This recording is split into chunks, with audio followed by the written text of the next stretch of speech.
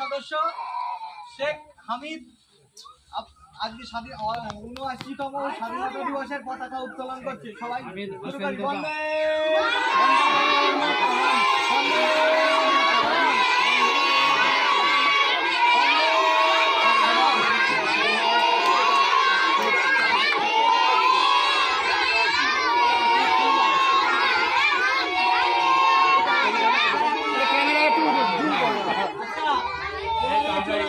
দুজন চলে আসো জাতীয় সঙ্গীতের জন্য।